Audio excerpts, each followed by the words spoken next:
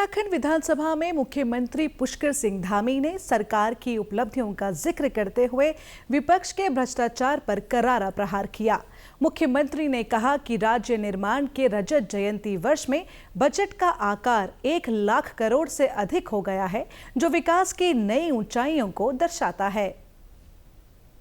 वहीं आत्मनिर्भर उत्तराखंड के लिए भी इस वर्ष के बजट में सप्तऋषि की अवधारणा दी गई है, जिसके अंतर्गत कृषि, उद्योग, अवसंरचना, इंफ्रास्ट्रक्चर, संयोजकता, कनेक्टिविटी, पर्यटन तथा आयुष, इन 7 ग्रोथ इंजनों को शक्ति प्रदान की गई है।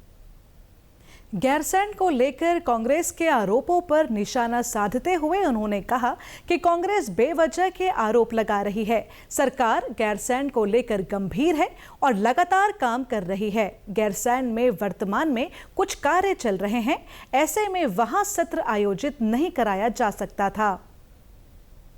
हमने तो घोषणा की सदन में पिछली बार वहां कि हम तो गैरसैंण में ही सदन चलाएंगे, भाई साहब 10 दिन चलाएंगे। लेकिन आदरणीय अध्यक्ष महोदया ने मुझे स्वयं कहा कि वहां पर इस समय इंफ्रास्ट्रक्चर के कई सारे महत्वपूर्ण काम हो रहे हैं, तार खड़े हो रहे हैं, ये हो रहे हैं, तो कई चीजें हैं, वहां पर अभी सदन नहीं हो सकता है। इसलिए हमने कहा कि आप सबका परामर्श ले लें और आप सबकी जैसी सहमति बने, आम सहमति बनकर हम जो है, चूंकि मजबूरी है तो मजबूरी में क्या कर सकते हैं, तो इसलिए सदन यहाँ पर आहूत किया गया है। उन्होंने कहा कि हमारी सरकार पारदर्शिता और सुशासन को सर्वोच्च प्राथमिकता देती है।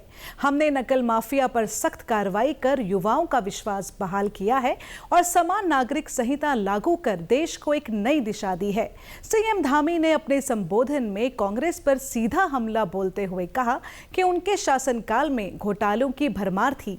केदार घाटी आपदा घोटाला, छात्रवृत्ति घोटाला, दरोगा भर्ती घोटाला, NH 74 भूमि घोटाला और कई अन्य भ्रष्टाचार के मामले उजागर किए गए। 20 सालों तक हमारे राज्य के युवा नकल माफियाओं के कारण दर दर की ठोकरें खाने को मजबूर थे, पर उनके इस दर्द को, उनके आंसुओं पर किसी का ध्यान नहीं गया। जब हमने ये दायित्व पर काम करना प्रारंभ किया, हमने कहा था कि 24,000 की 24,000, जो उस समय 24,000 हमारे पद रिक्त थे, हम उन 24,000 पदों को भरेंगे। हम अपने नौजवान युवाओं को रोजगार से जोड़ेंगे। मुख्यमंत्री ने राज्य के विकास को लेकर सरकार की प्रतिबद्धता दोहराई और कहा कि उत्तराखंड निवेश और उद्योगों के लिए एक आदर्श गंतव्य बन चुका है। उन्होंने 38वें राष्ट्रीय खेलों ईज ऑफ डूइंग बिजनेस में मिली उपलब्धियों और युवाओं को दी गई नौकरियों का भी जिक्र किया।